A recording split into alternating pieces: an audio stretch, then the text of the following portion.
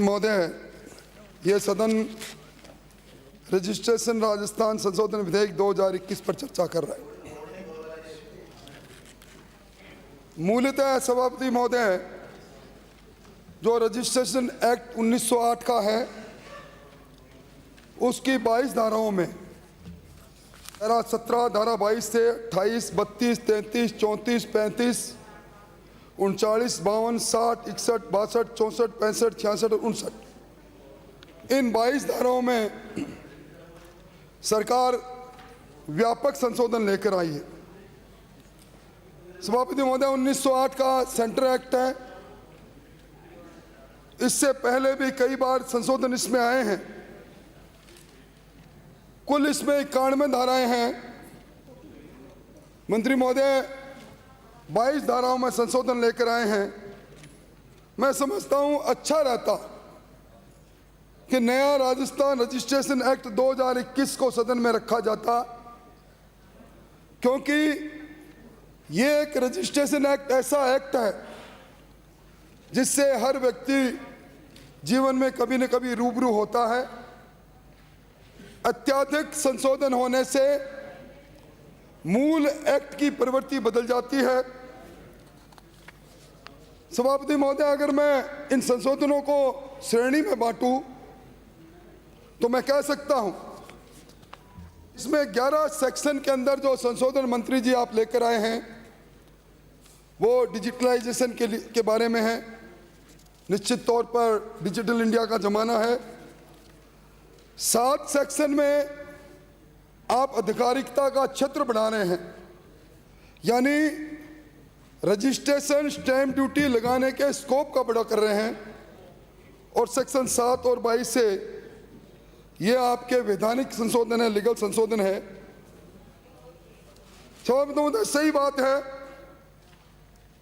कि आज जिन 11 सेक्शन में मंत्री जी डिजिटलाइजेशन के माध्यम से ऑनलाइन पंजीकरण के आप अलग अलग सेक्शन में प्रस्ताव लेकर आए हैं, चाहे वो संपत्ति का रजिस्ट्रेशन हो, लीज हो, किरायानामा हो, यह महत्वपूर्ण दस्तावेज।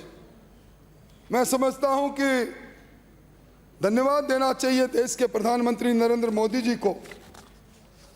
डिजिटल इंडिया का नए युग का एक तरह से देश में शुभारंभ हुआ।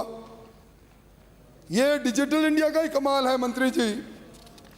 अभी जुलाई महीने में प्रधानमंत्री सम्मान निधि की किस्त एक क्लिक से राजस्थान के किसानों के खाते में 1402 करोड़ रुपए हो गए, चले गए। ये कमाल उसी का है।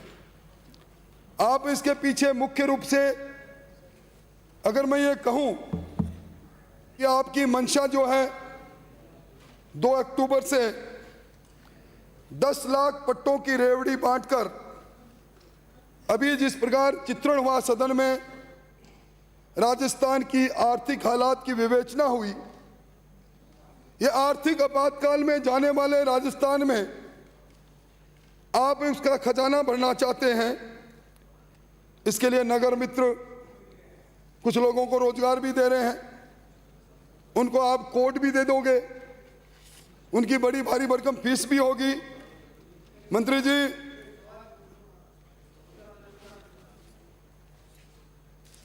आपको भी आपके मकान का पट्टा मिला ही होगा कभी न कभी। अभी नहीं मिला होगा, 20 साल पहले, 40 साल पहले कभी तो मिला होगा। क्या वो भी रेवड़ी है? वो भी रेवड़ी है, वो भी। क्या तमाशा है बताओ आप। आम जनता को जो बेचारा परेशान है, जो आज 50-50 साल से जो है जिसके पास जो है वो अपने मकान के दस्तावेज नहीं है, उसके बच्चे कहते हैं उससे कि हम तुम्हारे बाद में हम क्या दिखाएंगे, क्या नहीं दिखाएंगे। आज हम उसको पट्टा दे रहे हैं, आप उसको रेवड़ी बता रहे हो। मंत्री जी, ये जो अभियान आप छेड़े हो, वोट की फसल काटने का जो आपका इरादा है, ये कामयाब इसलिए नहीं होगा। इसी सदन में दोबारा जब हम मिलेंगे तब इसी पर चर्चा करेंगे कि इस पट्टा वितरण अभियान के माध्यम से किस प्रकार आप लोगों ने कुछ लोगों की आर्थिक हालात को मजबूत कर दिया किस प्रकार एक माफिया को जन्म दे दिया कि कब्जा करो, धारीवाल साहब आएंगे और नियमन कर देंगे। तो मंत्री जी, मैं मेरी बात को आगे बढ़ाता हुआ निवेदन करूं, डिजिटलाइजेशन का जमाना है, सही आप संशोधन लेकर आ रहे हैं, पर आपने पिछले महीने समाचार पत्र में एक समाचार पढ़ा होगा, एक महीने में 5,65,000 मोबाइल धारकों की संख्या राजस्थान में कम हो गई। आज राजस्थान में 17% लोग ऐसे हैं जो मोबाइल टेलीफोन से जुड़े हुए नहीं। राजस्थान में साक्षरता की दर 66.11% है, 34% के लिए काला अक्षर भैंस बराबर है। मैं डिजिटलाइजेशन का विरोध नहीं कर रहा, पर ये ट्रांजिट फेज है। आज इसको भी आपको याद रखना चाहिए कि इंटरनेट में जो व्यवधान हुआ देश में, राजस्थान उसमें दूसरे नंबर पर। आपने खुद ने अभी 17 निकायों को ऑफलाइन पट्टा वितरण देने के लिए अधिकृत किया।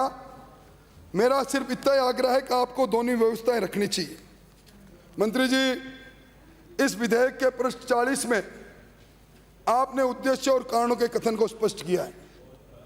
आपने उसमें लिखा, कई महत्वपूर्ण दस्तावेज रजिस्ट्रीकरण के प्रावधान से 1908 के एक्ट से वंचित रह गए, इस स्कोप में नहीं आए, राज्य की राजस्व हानि हो गई। एक तरह से आप राजस्थान के कुछ और वर्गों पर स्टाम्प ड्यूटी लगाने का काम कर रहे हैं। आपने 1908 के रजिस्ट्रेशन एक्ट के सेक्शन 17 की उपधारा 1 में एक नया खंड प्रतिस्थापित किया है कि उसके माध्यम से आपने मुख्तारनामा, चाहे उसमें कंसिडरेशन हो या नहीं हो, यानी लेन देन हुआ या नहीं हुआ, उसको रजिस्ट्रेशन करना का अनिवार्यता आप कर रहे हैं। मैं समझता हूं कि अगर आप 1908 के एक्ट की धारा 1G को पढ़ लेते, 11G को, उसमें साफ लिखा है कि अगर इकरारनामा, मुख्तारनामा इरेवोकेबल है, खंडीय है और पावर ऑफ अटॉर्नी अचल संपत्ति से संबंधित है, तो 17(1) कै में, मुंह पर गलत कोट करिए, 17(1) कै में आपके लिए प्रावधान था। अब नए सिरे से प्रावधान आप लेकर आए हैं, मेरी समय की समझ के बाहर है।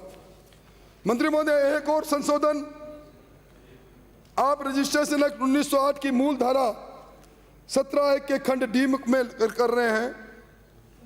यह जो मूल धारा है 17(1) में, इसमें प्रावधान था, सभापति महोदय, अचल संपत्ति की लीज वर्ष दर वर्ष होगी, यानी 1 वर्ष से लेकर 99 वर्ष तक लीज होगी।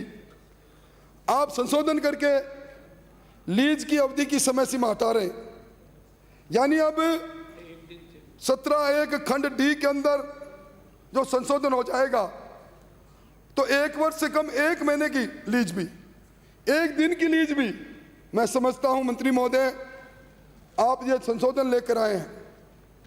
आप transfer of property act central act है, उसके सेक्शन 106 और 107 को पढ़ लेते, उसमें साफ लिखा है कि अचल संपत्ति जिसका पंजीयन अनिवार्य हो, उसकी लीज अवधि कम से कम 1 वर्ष की होनी चाहिए। यानी ट्रांसफर ऑफ प्रॉपर्टी एक्ट के कंट्रावेंशन में, सेंट्रल एक्ट के विरोध में आप ये संशोधन लेकर आ रहे हैं।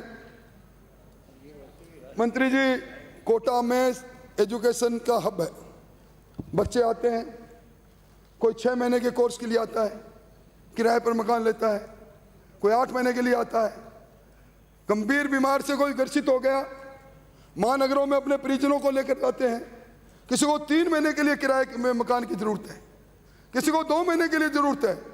आप इस संशोधन के माध्यम से लोगों के सामने परेशानी का सबब खड़ा कर दोगे, क्योंकि अब उसको 1 महीने के लिए भी मकान चाहिए तो वो कहेंगे किराएनामा करो, किराएनामा करो तो उसका रजिस्ट्रेशन कराओ, रजिस्ट्रेशन कराओ तो स्टैंप ड्यूटी करो।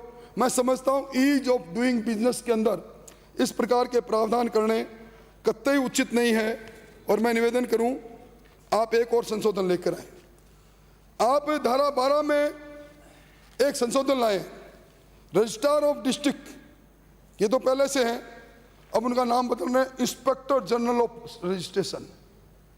ये इस नाम से क्या प्यार है जी आपका? आप इस नाम पर चर्चा सदन में करते, एनसीआरबी की ताजा रिपोर्ट को तो देख लेते।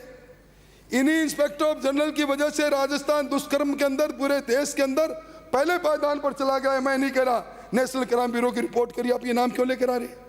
मैं समझता हूं अगर आप ये रजिस्ट्रेशन एक्ट 1908 की धारा में पहले से विद्यमान है, ये धारा जो पहले है जिसके अंदर आप लेकर आए हैं, इस धारा के अंदर पहले से धारा 3 ऑफ रजिस्ट्रेशन एक्ट 1908 में पहले से ही यह इंस्पेक्टर जनरल ऑफ रजिस्ट्रेशन का नामांकन किया हुआ है। मंत्री जी, एक और आप अमेंडमेंट बहुत जोरदार लेकर आए। 17(1) में खंड H को आप संशोधित कर रहे हैं। और क्या संशोधित कर रहे हैं? कोई व्यक्ति अपनी संपत्ति को बैंक में या वित्तीय संस्था को स्क्रूटनाइज करेगा, मॉर्गेज करेगा, ऋण लेगा, तो उस करार का पंजीकृत किया जाना आवश्यक है। मैं समझता हूं सभापति महोदय, आज एजुकेशन लोन लेना है, किसी को व्यापार प्रारंभ करना है, मतलब आप वो अपनी संपत्ति मॉर्गेज कर रहा है, पर उसका भी रजिस्ट्रेशन कराना जरूरी है। मुझे आप उत्तर दें तो शायद स्पष्ट करना, इसमें स्टाम्प ड्यूटी कितनी है? 3% है या 0.25% है? इसके बारे में भी आप स्पष्ट करें तो अच्छा है। एक संशोधन आप लेकर आए हैं कि राज्य सरकार द्वारा विक्रय पत्र या पट्टा जो जारी होगा उसका पंजीयन भी आवश्यक है। मतलब ये 17(1) के अंदर ये संशोधन लेकर आए, स्टेट ग्रांट एक्ट का पट्टा हो, ग्राम पंचायत का पट्टा हो, सारे पट्टे अब उनका पंजीयन प्रारंभ हो जाएगा। आप एक तरह से मक्कड़ जाल के अंदर गांव वाले के लोगों को फंसाने का काम कर रहे हो। और इसी तरह आप रियायती दरों पर जो ग्रांट के अंदर जमीन देते हैं, रियायती करार उसके लिए करते हैं। जिस तरह आज कियोस्क के लिए जमीन जयपुर डेयरी ने दे दी बेरोजगार को, उसने अस्थायी तौर पर अपना कियोस्क लगा लिया। अब 17(1) के उपखंड L में जो नया सेक्शन आप लगा रहे हैं, ये सारे बेरोजगार जिनको आप एक तरह से ग्रांट में रियायती एग्रीमेंट पर जमीन दे रहे हैं, एक स्पेसिफिक पीरियड के लिए दे रहे हैं, उसको भी आप रजिस्ट्रेशन के प्रीव्यू में ला रहे हैं और फिर कह रहे हैं कि हम बड़े वेलफेयर स्टेट को देख रहे हैं। और अभी एक और आप बड़े अजीबोगरीब संशोधन लेकर आए मंत्री जी। मैं निवेदन करना चाहूँगा, ये संशोधन है आपका सेक्शन 22A में। 22A में रजिस्ट्रेशन एक्ट 1908, आदरणीय नेता प्रतिपक्ष इसमें संशोधन क्या लेकर आए हैं? SC ST का कोई व्यक्ति अपने ही समुदाय को, SC और ST को भी कोई जमीन विक्रय करे, गिरवी रखे, किराए पर दे, परस्पर एक्सचेंज करे, तो भी उस भूमि का रजिस्ट्रेशन तब होगा जब कंपिटेंट अथॉरिटी से आप अनुमति ले लेंगे। आज हो क्या रहा है? हमारा राजस्थान काश्तकारी अधिनियम 1955 के सेक्शन 42 में SC ST की जमीन SC ST के अलावा कोई दूसरा नहीं ले सकता, सामान्य आदमी नहीं ले सकता, यह प्रतिबंध है। परंतु यह कहेगा प्रतिबंध, आज SC ST का कोई व्यक्ति अपने ही वर्ग के अपने भाई को, अपने रिश्तेदार को अपनी जमीन किराए पर देना चाहता है, गिफ्ट करना चाहता है, आप उसका रजिस्ट्रेशन नहीं करोगे क्योंकि पहले कंपिटेंट अथॉरिटी के पास हो जाए। यानी नौकरशाह के मक्कड़ जल में उस गरीब को फंसाना चाहते हो आप। आज वैसे भी बाजार मूल्य इनका कम है। सभापति महोदय, आप एक और एक्ट में संशोधन 1908 के 22A में खंड F में लेकर आए। माइनर की संपत्ति हो, उसके विधिक संरक्षक को द्वारा उसको ना तो विक्रय किया जाएगा, ना दान में दिया जाएगा,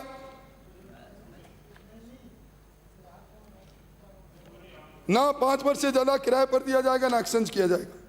ठीक है सभापति महोदय, बात बिल्कुल ठीक है। Hindu minor and guardianship act 1956 है, तो ये तब किया जाएगा जब वो सक्षम न्यायालय से अनुमति ले।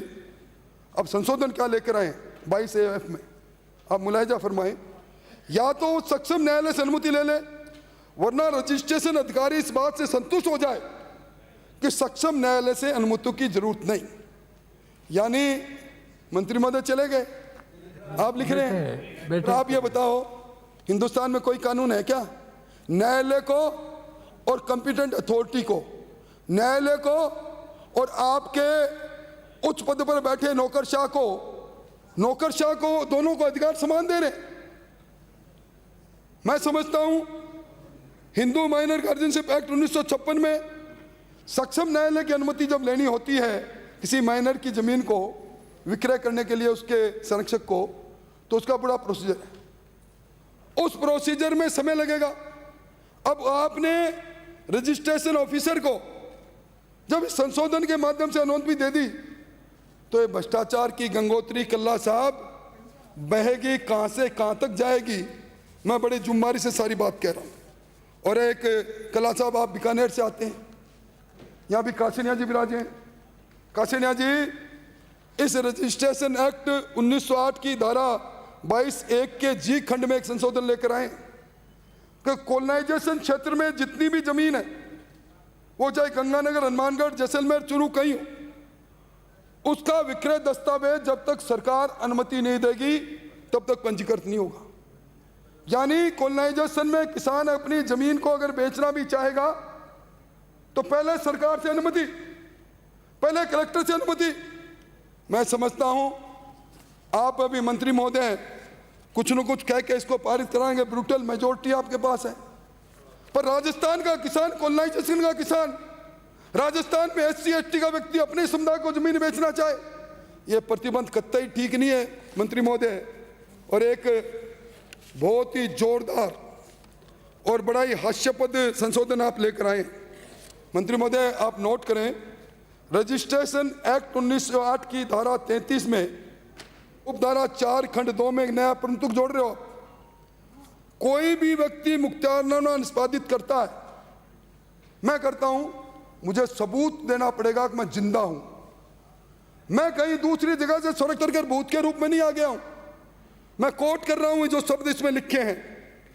इस आशय का कोई सबूत पेश किया जाएगा कि मुख्तारनामा निष्पादित करने वाला व्यक्ति जीवित है। क्या मजाक है भाई, इससे बड़ी कोई मजाक हो सकता है? इस धरती पर मुझे सबूत करना पड़ेगा राजेंद्र राठौड़ बोल रहा है तो जिंदा है। मैं अगर मुख्तारनामा निष्पादन कराने जाऊं तो मैं जिंदा हूं, उसका सबूत देना पड़ेगा। है क्या सभापति महोदय, ये रजिस्ट्रेशन एक्ट की जो मूल धारा 32A है, इसमें पहले से प्रावधान है कि मुख्तारनामा का निष्पादन कोई करता है, दोनों पक्षों की फोटो, पक्षों के अंगूठे निशान लगते हैं, उसके बाद मुख्तारनामा का पंजीयन होता है। मैं समझता हूं कि जिंदा रहने का सबूत, लोहिया जी ने कहा था ना, जिंदा कौम 5 साल का इंतजार नहीं करती। शायद कुछ ना कुछ लोग करेंगे राजस्थान के, 5 साल का इंतजार नहीं करेंगे, पहले विदाई कर देंगे इस तरह के कानून लेकर आओगे तो। और मैं निवेदन करूं कि ये रजिस्ट्रेशन एक्ट 1908 के धारा 22A में एक दंडात्मक प्रावधान लेकर आए। ये सभापति महोदय 1908 की जो रजिस्ट्रेशन है उसकी 89 जो धारा है, उसमें पहले प्रावधान था कि किसी संपत्ति के बारे में न्यायालय को निर्णय करे या बैंक में कोई संपत्ति गिरवी रखी जाए, मॉर्गेज रखी जाए, या कोई राजस्व अधिकारी किसी संपत्ति के बारे में निर्णय करे, तो निर्णय की सूचना संबंधित क्षेत्र अधिकार के रजिस्ट्रेशन अधिकारी जो रजिस्ट्री करता है उसको पंजीयक को बताएंगे। ये सब लोग बिल्कुल ठीक है। अब आपने धारा 88(1) के माध्यम से क्या आप लेकर आए हो? 1 महीने तक अगर नहीं बताई, जुडिशियल कोर्ट का फैसला हो गया, मजिस्ट्रेट ने 1 महीने तक अगर रजिस्ट्रेशन ऑफिसर को नहीं बताया तो आप 25,000 रुपया जुर्माना करोगे। ये तो मैं पहली बार देख रहा हूं। मतलब राजस्थान के अंदर एग्जीक्यूटिव कार्यपालिका न्यायपालिका पर जुर्माना करे इस प्रकार का खोटा संशोधन या पारित हो जाए, मैं समझता हूं इसके बारे में सोचना चाहिए। आपके सेक्शन 35, 49, 52, 60, 61, 64, 65, 66, 59 ये प्रक्रियात्मक है। मैं इनके बारे में ज़्यादा बात नहीं कहूँगा, पर यह जरूर कहूँगा, मैं अपनी बात समाप्त करूँ। मैंने बहुत से कानूनों में संशोधन होते देखा है सभापति महोदय, पर इस प्रकार का मक्कड़जाल नहीं देखा। मतलब आपने एक व्यक्ति को स्थायी वित्त मंत्री आप बना नहीं सकते, मंत्रिमंडल का पुनर्गठन करने की हिम्मत नहीं, नौकरशाह आपके नियंत्रण में नहीं। जब मैं अपनी बात कह रहा हूं, राजस्थान के प्रमुख नौकरशाह मुख्य सचिव आप अपने 12 से 14 प्रमुख शासन सचिवों के साथ बीकानेर में मीटिंग कर रहे हैं। सदन के प्रति उत्तरदायित्व नहीं। मंत्री महोदय इसलिए सही जवाब नहीं दे सकते।